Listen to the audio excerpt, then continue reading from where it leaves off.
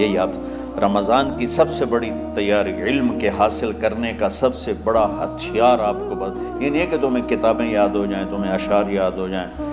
تو ساری امت سے کہتا ہوں رمضان کا استقبال کرو دلوں کو صاف کر کے، نفرتوں کو مٹا کے، مذہبی نفرت، دنیاوی نفرت، رشتوں کی نفرت، بول چال کی نفرت، سیاست کی نفرت، لین دین کی نفرت، ان سب سے اپنے دل کو صاف کرو تاکہ رمضان میں اللہ نے علم اتارا، اللہ تعالیٰ آپ کو علم عطا فرمائے.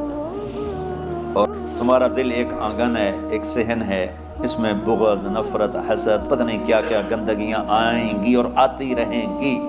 بچوں ایک کام کرو، جھاڑو پکڑ لو، صاف کرو. یا اللہ معاملہ تجھ سے کرنا ہے، لوگوں سے نہیں. کسی نے برا کہا، کسی نے غیبت کی، کسی نے گالی دی، کسی نے دھکا دیا، کسی نے حق مارا، کسی نے کچھ کیا. یا اللہ تیرے سپرد میں نے اپنے دل کو سب سے صاف کیا، میں نے اپنے دل کو سب سے صاف کیا. یہ اتنی بڑی عبادت ہے کہ بڑے بڑے نفلوں والے، تہجد والے، حج عمرے روزے والے تمہیں نہیں پکڑ سکیں، کیونکہ اس کا کرنے والا دنیا میں کوئی نہیں. نفل پڑھنے والے تو بے شمار ہیں، عمرے کرنے والے بے شمار ہیں، علماء بے شمار ہیں، حاجی بے شمار ہیں، سخاوت کرنے والے بے شمار ہیں، لیکن اس ٹکڑے کو صاف کرنے والا لاکھوں میں ایک بھی نہیں. مشکل کام، آپ یہ سیکھ لیں، صاف کرو، صاف کرو، صاف کرو. یہ رمضان کی سب سے بڑی تیاری اور علم کو حاصل کرنے کی سب سے بڑی چابی ہے کہ اپنے دل کو کھلا کر لو. کوئی چیز خالی ہوگی تو کچھ آئے گا. جس دل میں بغض بھرا ہو، نفرت بھری ہو، حسد بھرا ہو، کینہ بھرا ہو، اس میں خاک آئے گا، اس میں تو علم کی ایک کرن بھی نہیں آئے گی. اس زبان سے چاہے جتنے مرضی موتی بکھیرے، دل اس کا اندھا ہوگا. لا تعمل الابصار ولكن تعمل القلوب التي في الصدور. یہ آنکھوں سے اندھے نہیں، دل سے اندھے ہیں. تو بچوں اپنے دل کو صاف کرنا سیکھو.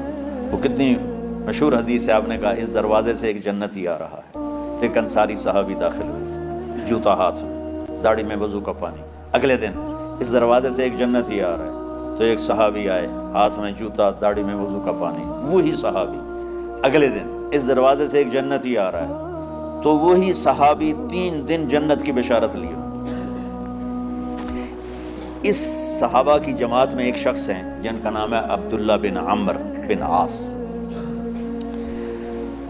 ان سے بڑا عبادت گزار صحابہ میں کوئی نہیں تھا، نہ سابقین میں، نہ متاخرین میں، نہ پہلوں میں، نہ بعد والوں میں. ان کی عبادت کیا تھی؟ ساری رات جاگنا، سارے دن کا روزہ، اور ایک ختم قرآن صبح سے شام تک. اتنی اللہ نے طاقت دی تھی. پھر وہ غلوب والی بات آ گئی، ایکسٹریم ہونے والی بات آ گئی. ان کی شادی والی رات حجلہ عروسی میں داخل ہو رہے ہیں، دلہن کے کمرے میں داخل ہو رہے ہیں، اور مصلی بچھا کے اللہ اکبر، اور دیر نفل تے نفل، دیر نفل تے نفل. تو ان کی بیگم نے دیکھا تو وہ بھی خیر کا زمانہ تھا، انہوں نے بھی وضو کیا اور پیچھے مصلی بچھا کے وہ بھی فجر تک نفل پڑھتے رہے. صبح ہوئی تو حضرت عمرو بن عاص رضی اللہ عنہ نے پوچھا بیٹی رات کیسی گزری؟ کہا جی ماشاءاللہ آپ کے بیٹے تو بڑا عبادت گزار ہیں، ساری رات نفلوں میں ہی گزری. تو وہ ان کو شکایت کر دی.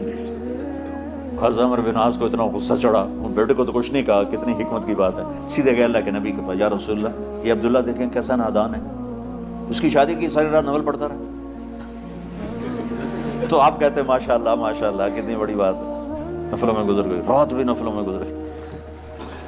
تو آپ نے حضرت عبداللہ بن عمرو کو بلا کے ڈانٹا کہ تو نے مہینے میں 3 دن روزے رکھنے ہیں، بس اس سے زیادہ نہیں رکھنے،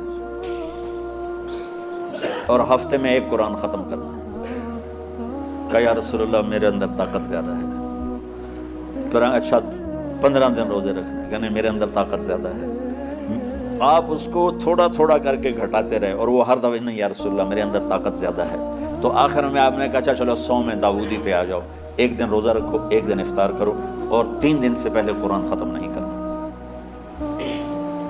تو آپ نے اس کو پیچھے کیا. یہ بیٹھے تھے اس محفل میں، ان کے دل میں آیا کیا یہ بزرگ مجھ سے زیادہ عبادت کرتا؟ رات میں ساری جاگتا ہوں، دن روزہ رکھتا ہوں، 1 ختم کرتا ہوں، تو جنت کی بشارت تو مجھے ملنی چاہیے تھی، ان کو کیسے مل رہی؟ یہ کسی کتاب میں نہیں لکھا کہ یہ ان کا جذبہ تھا، لیکن جو کہ میں ان کی سیرت کو جانتا ہوں تو مجھے خیال آتا ہے کہ ان کی نفسیات میں یہ بات آئی ہوگی، چونکہ صرف انہیں کو خیال آیا کہ میں جا کے دیکھتا ہوں کہ یہ بزرگ کیا کرتے ہیں۔ تو ان کے پاس پہنچ گئے، چاچا ذرا، وہ ادھیڑ عمر تھے، چاچا وہ میرے ابا تھوڑے ناراض ہیں تو کچھ دن آپ کے پاس گزار لوں کا، بیٹا بسم اللہ بسم اللہ آ جاؤ۔ اب رات ہوتے عشاء کی نماز پڑھ کے انہوں نے جلدی سے چادر اوپر لی اور یوں سراغ کر کے ان چاچے کو دیکھنے لگے کہ اب یہ کیا ساری رات سجدہ کرے گا اور ساری رات روتے روتے روتے روتے مسلح گیلا ہو جائے گا، یا ساری رات رکوع کرے گا، ساری رات قیام کرے گا، ساری رات قرآن پڑھے گا۔ اس تصور سے یوں دیکھ رہے، اور وہ بزرگ صحابی تشریف لائے، سرانے پہ سر رکھا، اللہم بسمک اموت و احیا، ہو گئے۔ اب یہ دیکھ رہے ہیں ابھی اٹھیں گے ابھی اٹھیں گے ابھی اٹھیں گے، اٹھے فجر کی اذان پہ اٹھے۔ اب یہ تو حیران پریشان ہو گئے کہ یہ کیا؟ اس زمانے میں تو منافق تہجد نہیں چھوڑتے تھے ڈر کے مارے کہ پتہ نہ چل جائے ہمارے کفر کا، تو یہ چاچا جنت بھی لے گیا تو ستا بھی پیا کہ چلو کل دیکھوں گا۔